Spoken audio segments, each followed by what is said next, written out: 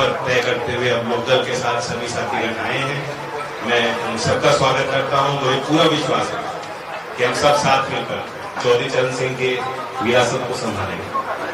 14 अप्रैल देश के लिए एक महत्वपूर्ण तारीख और ये देश बाबा साहब अम्बेडकर जी का ही है और उसी स्मृति में उनसे प्रेरणा लेते हुए उनकी जीवन संघर्षों को अपने अंदर समाते हुए पार्टी के सभी कार्यकर्तागण, उनकी पार्टी की विधिवत सदस्यता चलेगी। ये 6 महीने की एक्सरसाइज प्रक्रिया जो 15 अक्टूबर तक चलाई जाएगी। हमने सोचा कि 14 अप्रैल से बेहतरीन कोई दिन नहीं है, कोई अवसर नहीं उसको बुलाएं, क्योंकि बाबा साहेब सिर्फ SC/ST की लीडर नहीं है, उनका दायरा उससे बहुत बड़ा है।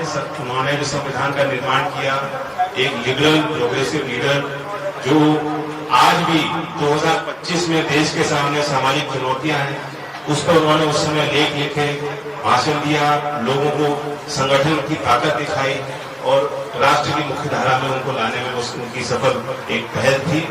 तो उसको पहचानते हुए अब 6 महीने हमारे सभी कार्यकर्ता गांव में जाएंगे, नगर में जाएंगे, गली कूचे में जाएं, बस्तियों में जाएं और पार्टी की सदस्यता अभियान को खुद सक्रिय सदस्य बनते हुए और उनको पार्टी में सदस्य बनाएं। और फिर विधिवत हमारा चुनाव 15 अक्टूबर से नवंबर तक होगा, राष्ट्रीय अधिवेशन होगा और पार्टी तय करेगी कि राष्ट्रीय अध्यक्ष अगले चरण में किसको बनाए। मैं कल एनडीए का विस्तार हुआ है, AIDMK को जोड़ा गया है, क्योंकि मैं आई कैन एस्टिमेट आप क्या सवाल पूछोगे, थोड़ा अपनी राय पहले ही दे देता हूं। ये पूरे देश भर में, हर वर्ग में, हर क्षेत्र में एनडीए की नीतियां और प्रधानमंत्री जी की कार्यशैली पे एक विश्वास मत है। और मुझे विश्वास है, जैसे गृह मंत्री अमित शाह जी ने तो पार्लियामेंट में ही कहा कि अगली बार तमिलनाडु में भी एनडीए की सरकार बनेगी, तो उस ओर एक बड़ा महत्वपूर्ण कदम उन्होंने लिया है। खुशी है कि लोकदल भी तेलंगाना साउथ में है, स्थापित करेंगे, दिलीप जी उसमें मददगार होंगे।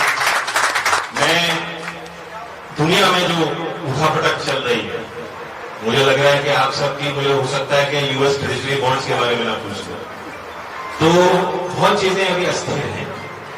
लेकिन हमारे कॉमर्स मंत्री का एक बयान, मैं अभी आते हुए आपके बीच आया हूं, मैं देख रहा था कि उन्होंने कहा कि पिस्तौल के नोक पे भारत समझौते नहीं करता। तो विश्व के मानचित्र में, विश्व की अर्थव्यवस्था में हमारे देश की अनोखी स्थिति है। पूरा यूरोपियन कमीशन भी अभी इंडिया आया था और सब लोग चाहते हैं कि व्यापार में विस्तार हो और भारत का विश्व पटल पर जो नेतृत्व का स्थान हमें मिला है G20 के बाद, प्रधानमंत्री जी के जिस तरह से दौरे होते हैं, संवाद होता है, जो रिश्ते उन्होंने बनाए विश्व के सभी देशों के बड़े नेताओं से, वो अब हमारे लिए प्रभावी और कारगर साबित होंगे और भारत सरकार उस पर उचित फैसले समय के साथ हमारे देश के उद्योग को बढ़ाने के लिए, किसानों को लाभ पहुंचाने के लिए, नौजवानों को रोजगार दिलाने के लिए, स्किल्ड लोगों के माइग्रेशन को इनेबल करने के लिए भारत सरकार फैसले लेगी। मैं इसी के साथ ओपन अप करना चाहूंगा, कुछ सवाल अगर हम लें, अगर कोई दूसरा माइक हो उपलब्ध तो कम से कम सवाल पूछ रहे हैं तो उन तक पहुंचाया जाए। दूसरा माइक है?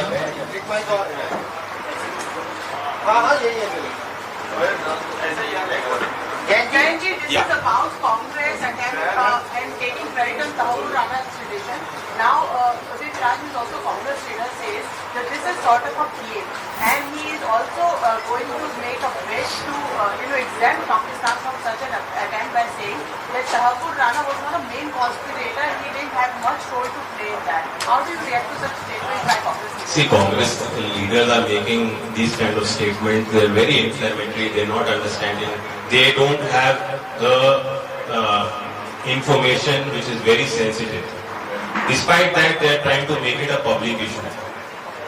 The fact of the matter is that it is India's strident foreign policy that we have registered a big win. That born in Pakistan, जिसको कनाडा ने संरक्षण दिया, आज भारत में मजबूर होकर आना पड़ा, न्याय का सामना उनको करना पड़ेगा। और 26/11 के मुंबई में जो डास्टर्डली अटैक्स हुए थे, he will finally face justice. अब इससे किसको दिक्कत हो रही है, क्यों दिक्कत हो रही है, इस पे बेफिजूल की बयानबाजी क्यों कर रहे हैं लोग? कोई भी नेता है उसको तो इस समय ताली बजानी चाहिए और सराहना करनी चाहिए कि भारत सरकार की कूटनीति का परिणाम सीधे सीधे दिखाई देता है। And we must have faith in our institutions. in our legal systems, justice will definitely be served. Rana Sanga को लेकर आज जयंती मनाई जा रही है और जिस तरीके से समाजवादी पार्टी पर यह आरोप लगा कि उन्होंने एक का अपमान किया, करणी सेना कह रही है कि हम प्रदर्शन करेंगे और उत्तर प्रदेश में खासतौर पर इसका व्यापक प्रदर्शन देखने को मिल रहा है। आरएलडी क्या कुछ इस पर प्रतिक्रिया कर सकते हैं? हमारी इस पर कोई प्रतिक्रिया नहीं। बंगाल के मुर्शिदाबाद में वक्त के खिलाफ दंगे हो रहे हैं, स्टेट गवर्नमेंट कोई एक्शन नहीं ले रही है वहाँ की। और इसके अलावा इसी में मैं ऐड कर रहा हूँ, परसों कोई अहम मीटिंग भी होने वाली है। महमूद बदरी जो है दिल्ली में एक मीटिंग लेने वाले हैं, वो लगातार इस बात को कह रहे हैं कि वक्फ कानून जो है वो मुसलमानों के खिलाफ है। आपका जो एरिया है पूरा यूपी में बड़ा एरिया, वो वहाँ पर एक बड़ा तबका है वोट का, तो आपकी क्या राय है इस वक्त? बट पहले मुर्शिदाबाद के देखिए, वेस्ट बंगाल में जो हिंसा हो रही है, क्यों लोगों को उकसाया गया, क्यों सड़क पे लाया गया, कैसे प्रेरित किया। कभी कभी हमने देखा है इस तरह के जब आंदोलन सामाजिक एक विस्फोट होते हैं, आंदोलन भी नहीं वो विस्फोट है, तो अगर उनको सरकार सही टाइम पे टैकल करे तो क्षति ना हो, नुकसान ना हो, जो जान को खतरा है, वहाँ के रेजिडेंट्स की संपत्ति का नुकसान हुआ है, सरकारी संपत्ति का नुकसान हुआ है, ये सब इसलिए संभव है कि राज्य सरकार की कुछ ना कुछ शय है, उनको इंटेलिजेंस की रिपोर्ट भी मिलती है। और मैं आज इस मंच के माध्यम से अपील करता हूं कि पार्लियामेंट ने कानून बनाया है, बहुत संवाद के बाद एक जो कमेटी के सुझाव थे सरकार ने उसको माना, पार्लियामेंट में घंटों की चर्चा हुई, देर रात भी नहीं सुबह तक चर्चा हुई, नए कीर्तिमान स्थापित हुए, सारे सीनियर लीडर्स ने सबकी बात सुनी, उसके बाद कानून बना। तो that is a process of democracy. सबको उस प्रक्रिया में विश्वास रखना ही चाहिए और राष्ट्रपति महामहिम की मोहर भी उस पर लग चुकी है। तो लोकतंत्र में सबको आजादी है, वो अपने हिसाब से सोच सकते हैं, अपने हिसाब से अपने लिए फैसले भी ले सकते हैं, लेकिन मैं अपील करता हूँ, महमूद बदरी साहब भी एक सीनियर समझदार नेता है और वे जनहित को भी समझते हैं, तो ऐसे में कोई भी उत्तेजनाजनक बातें ना कहें, समय लगेगा, कॉम्प्लेक्स कानून है, बहुत लोगों को डराया गया कि सभी जो मुसलमान साथी हैं उनकी संपत्ति खतरे में आ गई है, जबकि ऐसा नहीं है, उसको सिक्योर करने के लिए कानून बना है। वक्त विधिवत प्रोसेस है। अब उसमें पहले जो लोगों की आपत्तियां थी उनको भी हटाया गया, पहले लोग कह रहे थे कि डीएम को अप्रोप्रिएट अथॉरिटी ना बनाया जाए, वो भी संशोधन कानून में लाया गया। रेट्रोस्पेक्टिव प्रभाव कानून का ना हो, पार्टियों की राय थी, लोकदल की भी यही राय थी, वो भी कानून से उसमें संशोधन करके उसको अमेंड किया गया। तो इतने एक्सरसाइज के बाद जो कानून बना है उसे थोड़ा वक्त लोग दें, ये विश्वास करें, सबका साथ, सबका विश्वास और सबका प्रभाव, सबका साथ, ये जो मोदी जी कह रहे हैं लगातार, और जमीन पे भी वो प्रभाव दिख रहा है। हर वर्ग का समर्थन एनडीए के साथ इसलिए जुड़ रहा है।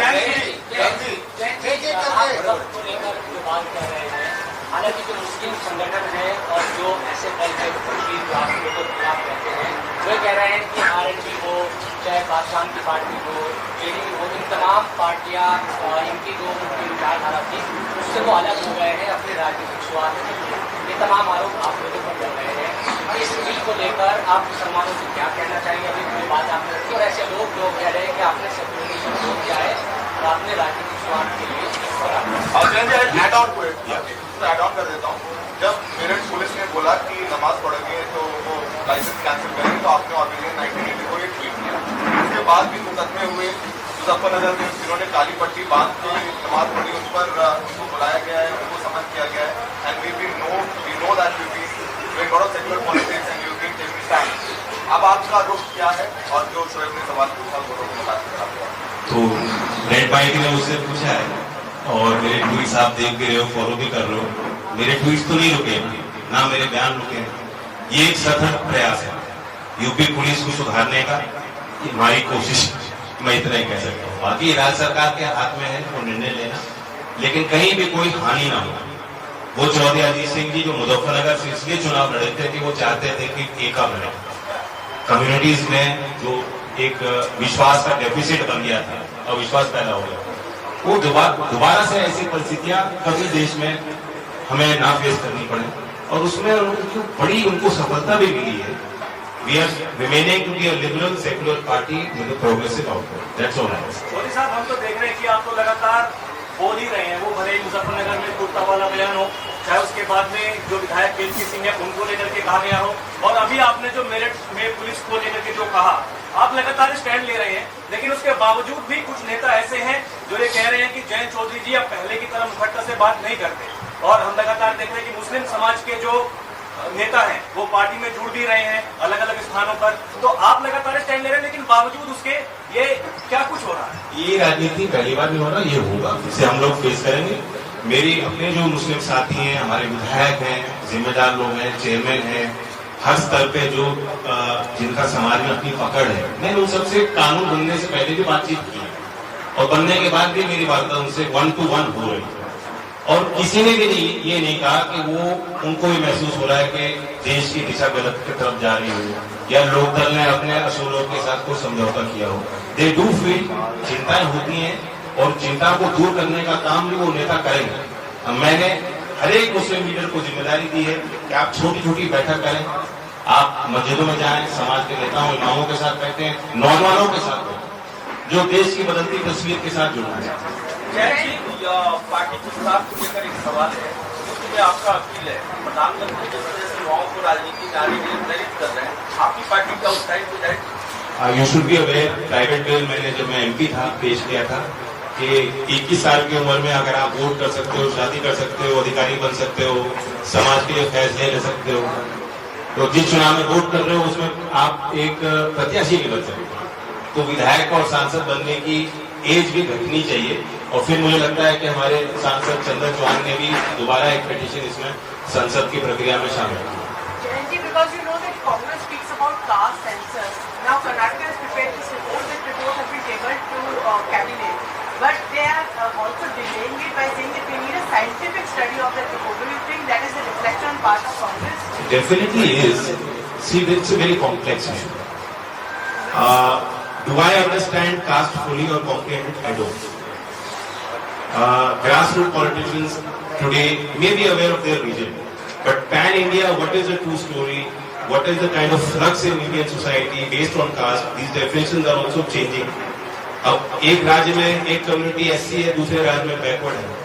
दिल्ली में, यूपी में कश्यप समाज के लोग दिल्ली आते हैं, काम करते हैं, और वो 20 साल से उनके नाम में शर्मा लिखा जाता है। बहुत से ऐसे लोग हैं जिनके पास अगर कोई सरकारी अधिकारी जाएगा सर्वेक्षण करने, वो अपनी जाति उसको नहीं बताना चाहेंगे और ना ही बताएंगे। तो ऐसे में सरकारी तंत्र किस हिसाब से सर्वेक्षण करेगा, उसमें किस तरह की पुख्ता जानकारियां सामने आएंगी, मेरा अनुभव कुछ और कहता है।